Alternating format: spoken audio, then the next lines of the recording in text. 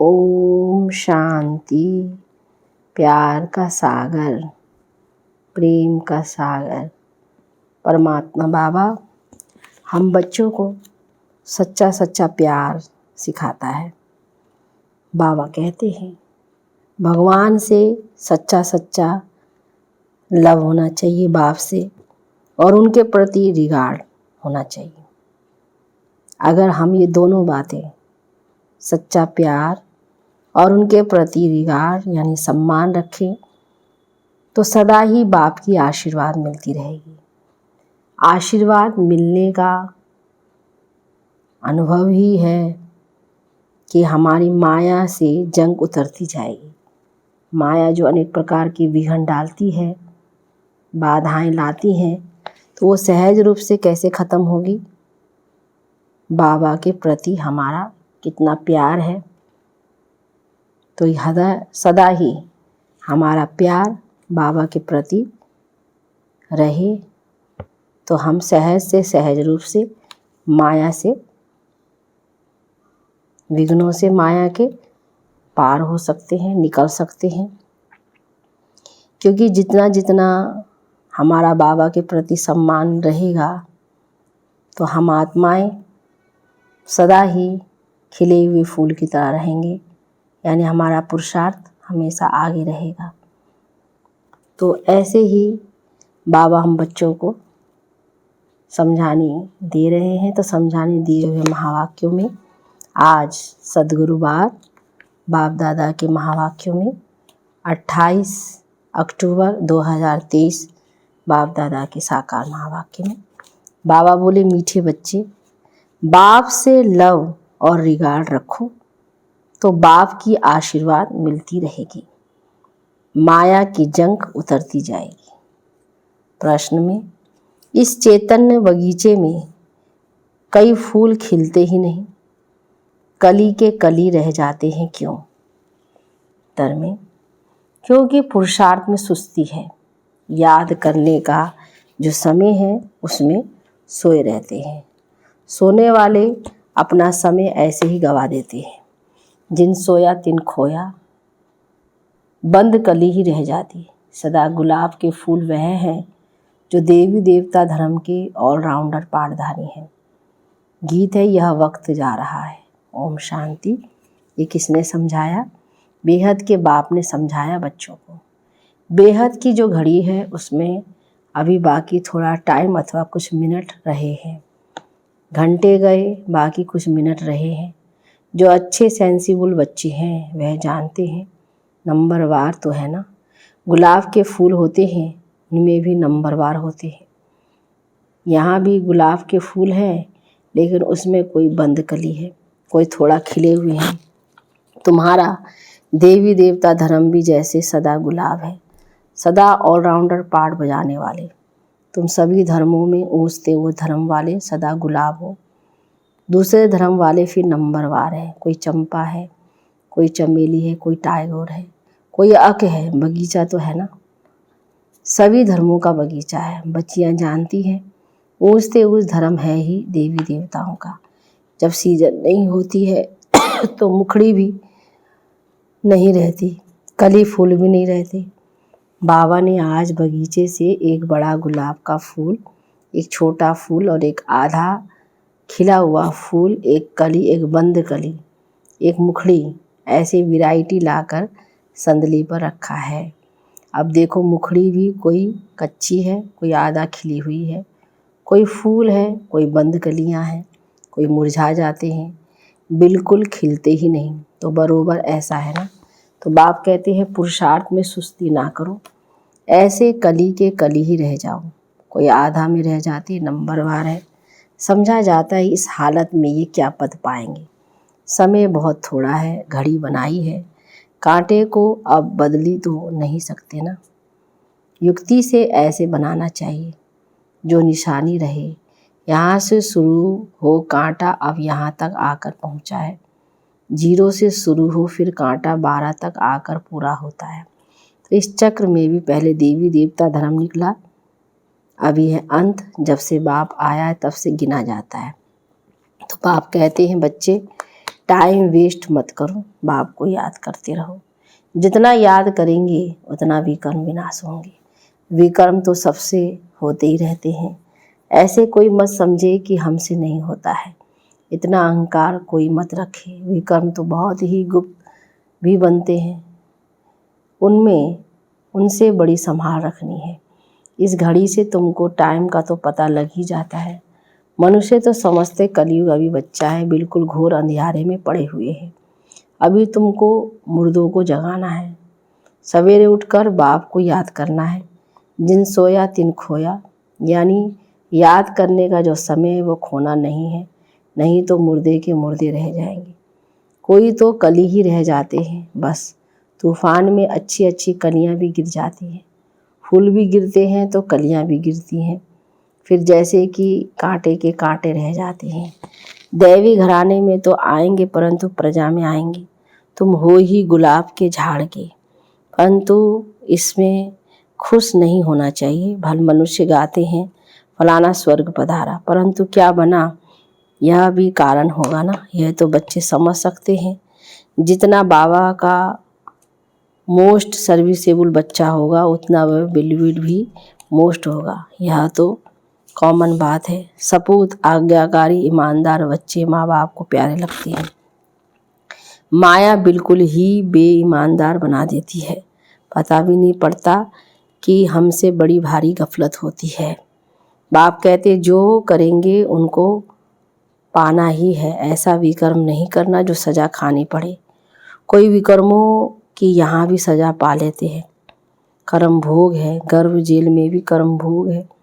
उनसे बड़ा खबरदारी से छूटना है। माया बड़ी शैतान है, इसलिए बिलवेट मोस्ट बाप को तो हर वक्त याद करते रहना चाहिए। जैसे लौकिक बाप अपने बच्चों को जानते हैं, वैसे पारलौकिक बाप भी हर एक बच्चे को जानते हैं। बाप खुद बैठ बतलाते हैं, मैं एक ही स्तन में आता हूँ, कितने ढेर बच्चे हैं, अजुन तो ढेर आएंगे। झाड़ बढ़ता है, भगवान के आगे भक्तों की भीड़ होगी। शिव के मंदिर में इतनी भीड़ नहीं होती, यहाँ भी तुम समझते हो कितनी बड़ी भीड़ होगी। सूर्यवंशी चंद्रवंशी राजधानी स्थापन होती है। इन बातों बाबा ने कहा बुद्धि बड़ी विशाल चाहिए इन बातों में। तो बरोबर भगत जो इतनी भक्ति करते हैं उनके सम्मुख भगवान आएगा तो कितनी भीड़ होगी। तुम जानते हो बाबा हमको राजयोग सिखला रहे हैं, परंतु घर में रहते हुए भी भूल जाते। ये ऐसी विचित्र बात है जो साथ रहते भी भूल जाते हैं। इतना लव रिगार्ड नहीं रहता। सुई को कट लगी हुई होगी तो वह चिंबक को खींच नहीं सकती। योग और ज्ञान भी है तब कट निकल सके, और परमात्मा की आशीर्वाद भी चाहिए ना। माया की जंग लगी हुई है। कोई चीज़ को जंग लगी हुई है तो घासलेट भी डालते हैं। तुम्हारी भी योग से जंग निकलती है, आत्मा प्योर हो जाती है। तो बाप समझाते हैं बच्चे फूल बनकर दिखाओ। वह समय भी जल्दी आएगा जो तुम किसके सामने बैठेंगे और झट उसको साक्षात्कार होने लगेगा। ब्रह्मा और विष्णु का साक्षात्कार तो बहुतों को होता है। डायरेक्शन देते हैं जाओ बीके के पास। ब्रह्मा भी बैठे हैं, ब्रह्मा कुमार कुमारियाँ भी बैठे हैं। आगे चलकर बहुतों को साक्षात्कार होगा। बाबा साक्षात्कार कराते हैं, तुम वहाँ जाओ, मैं वहाँ राजयोग सिखला रहा हूँ, तो इससे तुम ये पद पा सकते हो। है भी सेकंड की बात, मन मना भाव। मुझे याद करो तो तुम सूर्यवंशी बन जाएंगे। वहाँ है दैवी वंशी और यहाँ है असुरवंशी। कितना अच्छी रीति समझाया जाता है। कोई चीज़ को महीने करने के लिए कूटा जाता है ना, कोई चीज़ को महीन करने के लिए कूटा जाता है ना। मकान का फाउंडेशन पक्का करने के लिए कितनी मेहनत करते हैं। बाप भी कहते हैं जितना हो सके मुझे याद करो। शिवपुरी और विष्णुपुरी को याद करो। ये अंदर अपने साथ बातें करनी चाहिए। पहले अपने से चिंतन कर फिर बात करनी होती है समझाने के लिए। तुमको भी समझाना है। अब बच्चे एग्जीबिशन में कितनी मेहनत करते हैं, है सारी समझाने की बात। सिर्फ स्लोगन में से तो कोई समझ ना सके। बाप बैठ समझाते हैं देवी देवताओं को राज्य कैसे मिला, किसने राजयोग सिखाया। भगवान उवाच मैं राजयोग सिखलाता हूँ, कहता हूँ मुझे याद करो। शिवपुरी और विष्णुपुरी को याद करो। अब प्रदर्शनी में बच्चों को अच्छी रीति समझाना है। मेडिटेशन पर भी समझाना है। हम भी मेडिटेशन करते हैं, चलते फिरते बाप को याद करते, बाप से बातें करते रहते हैं। जैसे कोई प्रोग्राम से कहाँ जाना होता है तो बुद्धि में रहता है, आज फलाने के पास हमको जाना है। प्रोग्राम मिला और बुद्धि दौड़ती रहेगी। समय नज़दीक आएगा, समझेंगे अभी हमको जाना है। तुमको भी अंदर में ये रहना चाहिए, बस अभी हमको जाना है बाबा के पास, ये पुरानी खाल छोड़नी है, शिवपुरी में जाना है, इस रावणपुरी को छोड़ना है।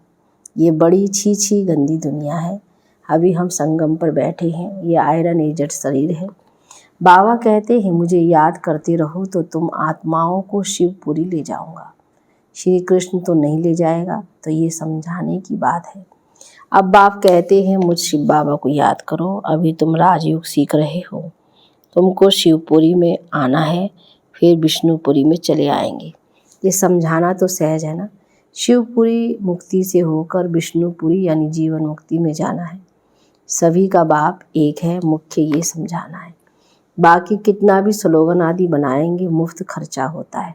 चित्र तो सब तुम्हारे पास है। कराची में तुम्हारे पास कितने आते थे, बड़े मैदान में टेबल कुर्सी रखी रहती थी, तो जो आते थे उनको बैठ समझाते थे। आगे तो इतना ज्ञान नहीं था, अभी तो बिल्कुल सहज ज्ञान मिला है। बाप को भी जानते हो, बाप है स्वर्ग का रचयिता, उनका फरमान है मुझे और वर्षे को याद करो, चित्र देख कर उस पर समझाओ। आगे तो समझाने से सुनते सुनते ध्यान में चले जाते थे।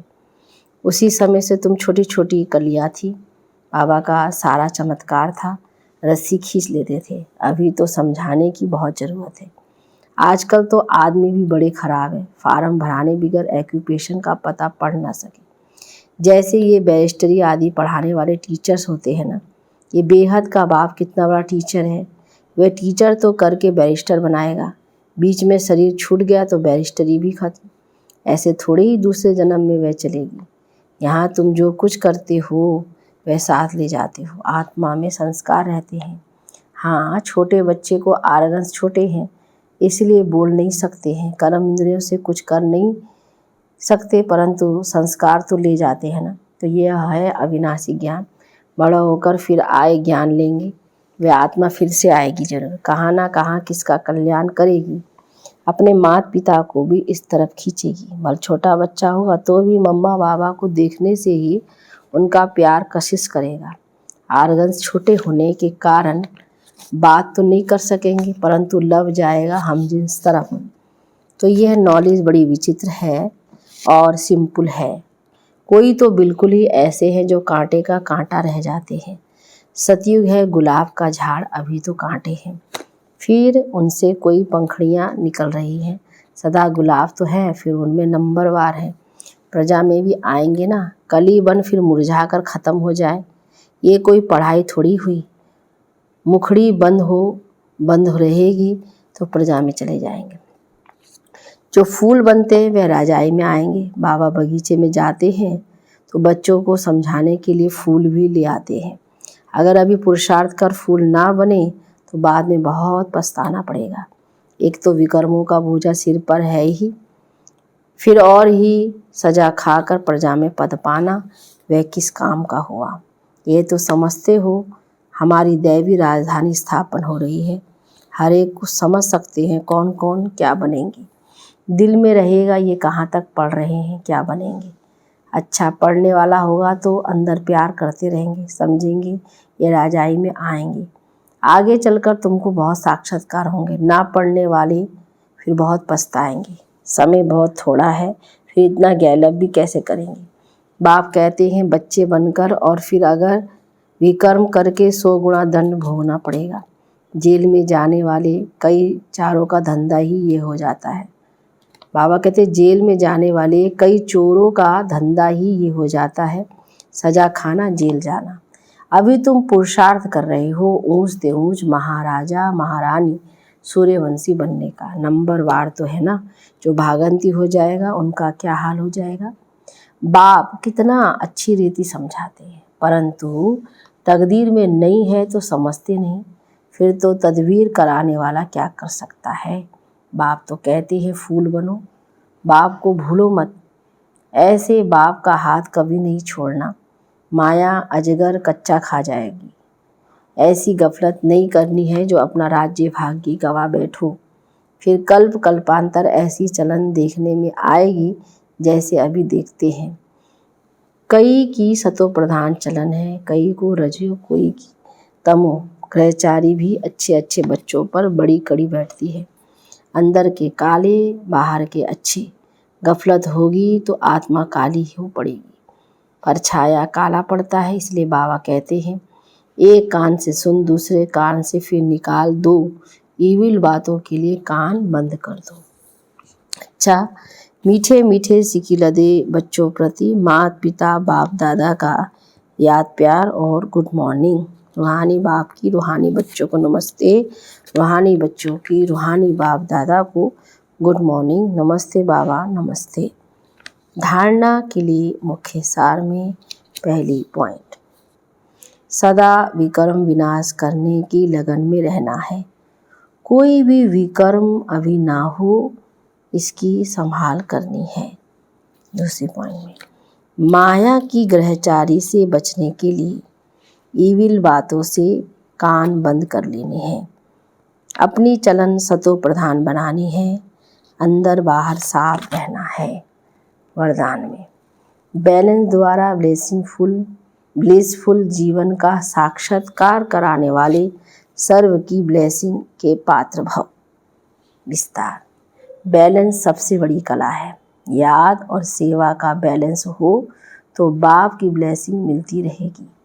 हर बात के बैलेंस से सहज ही नंबर 1 बन जाएंगे। बैलेंस ही अनेक आत्माओं के आगे ब्लेसफुल जीवन का साक्षात्कार कराएगा।